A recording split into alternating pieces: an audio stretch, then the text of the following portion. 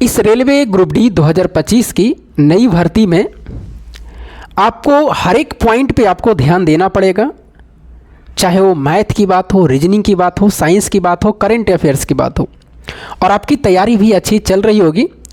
उसी में मेरा जो एक्सपीरियंस है मैं आपको बताता हूँ कि कहाँ कहाँ से सवाल जो बनने के रहते हैं, अगर उस एक सवाल को भी आप छोड़ देते हैं वहाँ से, तो हो सकता है कि आपका एक नंबर से या पॉइंट से आपको मेरिट नहीं बन सकते हैं। तभी आप 75 प्लस और 80 के बीच में मार्क्स ला सकते हैं, क्योंकि मेरा जो आया था वो आपका 73 नंबर कट छट के थे और 3 नंबर नॉर्मलाइज, मतलब 77 के राउंड में मार्क्स मेरा गया था। ये जो मैथ आपका दिखाई दे रहा, मैं आपको टेस्ट सीरीज के बारे में भी एक बात करूंगा, कितना ऑफलाइन टेस्ट देते होंगे और उसको गए रूम पर और रख करके और छोड़ देते होंगे उसको।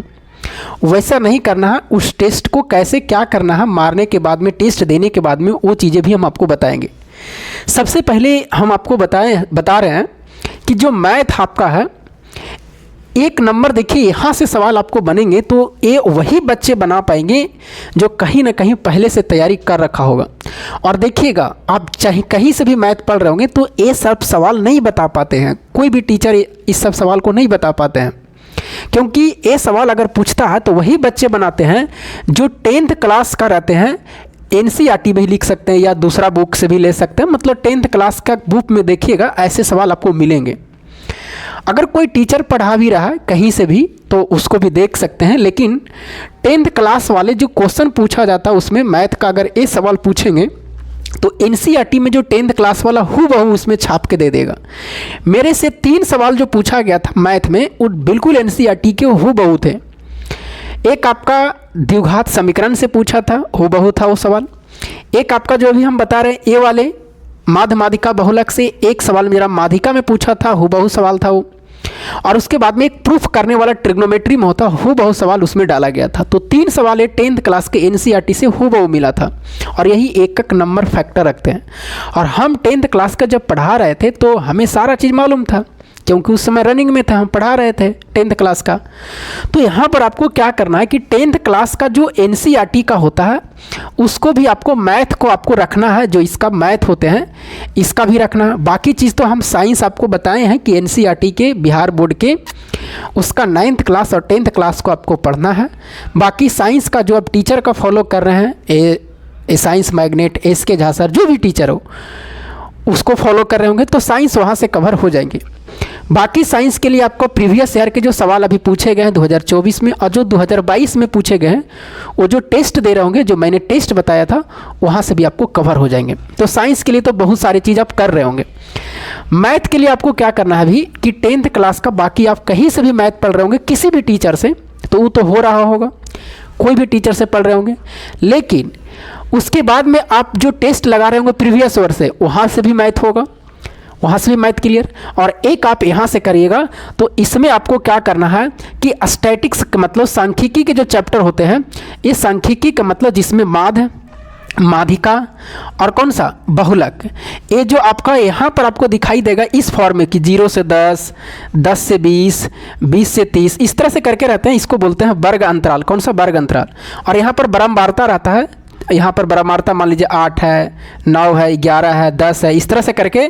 तो ऐसे सवाल में आपको माध्य भी बनाना है, माध्यिका भी बनाना है और बहुलक भी बनाना है। तीनों चीज़ इस सवाल को आपको बनाना है, और इसको आपको जो फॉर्मूले होते हैं उसको आपको ध्यान रखना, क्योंकि अगर यहाँ से सवाल आपको पूछा जाएगा तो वही बच्चे बनाएंगे जो पहले से, और एक बार अगर इसको बनाइएगा तो याद नहीं रहेगा, कम से कम तो 3 महीने के बाद में, जैसे अभी 1 महीने बना लिए, अभी बना लिए, तो फिर 3 महीने के बाद फिर इसको आपको ध्यान देना पड़ेगा, तब जा करके क्लियर रहेंगे।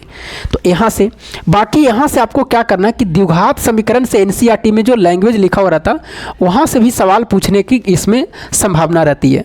और जो प्रूफ करने वाले जो NCERT में जो दिया हुआ है, जैसे ट्रिग्नोमेट्री में आप देखे होंगे प्रूफ करने के लिए रहता है, जैसे 1 + sin थीटा दे दिया, 1 - sin थीटा दे दिया, और बराबर 2 cosec थीटा, इस तरह से करके, या 2 cosec स्क्वायर थीटा -1 कर दिया। तो इस तरह से सवाल पूछेंगे, इधर वाला पार्ट दे देगा और इधर वाले ऑप्शन में 4 गो आपको बना देंगे। तो ऐसे सवाल भी मेरे में एक शिफ्ट में, मेरा शिफ्ट में था 2022 का एग्जाम दे रहे थे। तो ये सब चीज़ों को आपको भी ध्यान रखना है, नहीं तो अगर इस सब चीज़ों को अगर छोड़ देते हैं अभी से आप, क्योंकि अभी तैयारी करने के पास में आपका समय है, तो आप हर एक चीज़ पर ध्यान दें, एक एक चीज़ पर ध्यान दें और धीरे धीरे चीज़ें आपको क्लियर होगी। धीरे धीरे, एक नहीं कि एक ही बार में सब क्लियर होगा, ऐसा थोड़ी होंगे। आप जुड़े हुए रहिए। मैं आपको जो आपको बताया हूँ कि वहाँ तक आपको 75 मार्क्स तक पहुँचाऊँगा, मेहनत आपको करना है। तो जैसे जैसे मैं आपको चैप्टर बताते जाता हूँ, चाहे वो साइंस का, मैथ का, रीजनिंग का, देखिए अगला वीडियो बनाएंगे कि रीजनिंग का कहाँ से करना है।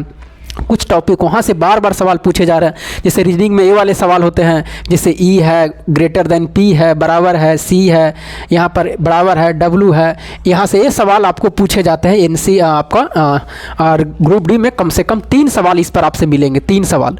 और अगर इस 3 सवाल में अगर आप सही से नहीं बनाइएगा, ऐसे सवाल में कथन कारण करके पूछा जाएगा, तो फिर आपको गलत हो जाएगा। और ऐसे 3 सवाल पूछते हैं किसी न किसी शिफ्ट में। तो आपको हम रीजनिंग के भी अगला बताएंगे। तो हमने साइंस का भी बताया है, मैथ का भी बताया, करेंट अफेयर्स के भी वीडियो आप लोग देख रहे होंगे। तो सारे चीज़ें धीरे धीरे करके आपको क्लियर हो जाएंगे। अब आइए, आपको जो टेस्ट लगाते होंगे, कितना क्या करते हैं ना कि टेस्ट दिया, जैसे ये सवाल हमको कटिंग में हम आपको दिखाए भी है कि ऐसे प्रकार के आपको सवाल देखना है।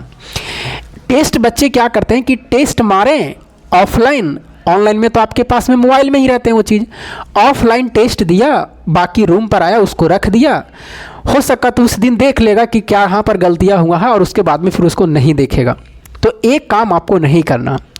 कहीं भी अगर ऑफलाइन आप टेस्ट देते होंगे, जैसे ऑनलाइन देते होंगे, तो हमेशा आपके पास में मोबाइल रहता है, तो आप आज देखें, 4 दिन के बाद भी उस चीज़ को देख सकते हैं। अगर लाइव नहीं रहता है तो, लाइव रहता है तब तो वो 2 दिन में 3 दिन में ख़त्म हो जाते हैं। लेकिन अगर लाइव नहीं रहता तो वो हमेशा के लिए रहते हैं, तो उसको आप बार बार देखते रहते हैं मोबाइल में। लेकिन अगर ऑफलाइन लगाते हैं और आप जिस दिन टेस्ट दिए उस दिन आप देख लिए कि कहाँ पर गलतियाँ हुई हैं, उसके बाद आप कभी भी नहीं देखे उसको, तो ये गलती नहीं करिएगा। आप चाहे लड़का हो या लड़की हो, कोई भी हो, ऑफलाइन टेस्ट दे रहे होंगे, सप्ताह में जितना दिन भी दीजिए, 4 दिन 5 दिन जो भी दीजिए, और देना चाहिए। अगर आप कहीं भी ग्रुपिंग नहीं करते हैं तो रूम पर भी ला करके, और जो भी देना हम आपको बताए थे, इसमें गलती मत करिएगा। प्रीवियस ईयर के 2022 में जो ग्रुप डी का एग्ज़ाम हुआ है, उसी को आपको लगाना है, प्लेटफॉर्म को लगाना। किसका? प्लेटफॉर्म को लगाना है, और किसी प्रकाशन के नहीं। इसका ऑथेंटिक रहता है, इसलिए मैं आपको बता रहा हूँ। वॉल्यूम 1, वॉल्यूम 2, वॉल्यूम 3 करके आता है। तो ये चीज़ों को आपको लगाना है, और लगभग आपको अगर 5-6 महीना में 2-3 बार इसको रिपीट कर देना है, बार बार इसी को लगाना है। हाँ, जब एग्जाम रहेगा तब मॉक आपको लगाना रहेगा किसी का टीचर के खरीद करके। अभी आपको सिर्फ और सिर्फ प्रीवियस ईयर लगाना है। अब इसमें आपका जो टेस्ट लगाएं, तो आपको क्या करना है कि उसको पैकेट में हमेशा रखना है। जैसे मान लिया जाए कि हम एक सप्ताह में 4 टेस्ट लगाएं, तो चारों को आपको पैकेट में रखना है। लड़की है तो अपने पास रखेंगे कहीं भी, लड़का है तो कहीं भी अपने पास में, उनका तो पैकेट रहेंगे तो पैकेट में रख लेंगे लड़का लोग। तो पैकेट में आपको रख लेना है, और कहीं भी आपको टाइम मिलेगा तो उसको आपको पलट के देखते रहना। जैसे आप कहीं भी मान लीजिए खाली समय में बैठे हुए तो उसको देख लेंगे। तो ऐसे करने से क्या होंगे कि उस जो आपको एक सप्ताह में टेस्ट लगाएं, वो लंबे दिनों तक आपको चलता रहेगा। मतलब कि पैकेट में रहेंगे तो आपको ध्यान रहेगा कि इस चीज़ को हमको देखना है, हम टेस्ट लगाए हैं। नहीं तो जहाँ रूम पर रख दीजिएगा तो बस उसी दिन देखिएगा जिस दिन आप टेस्ट लगाए हैं। तो ये काम मैंने किया था, आप भी करें, क्योंकि एक एक नंबर आपको मैटर रखेंगे और इसमें कट ऑफ जाएंगे।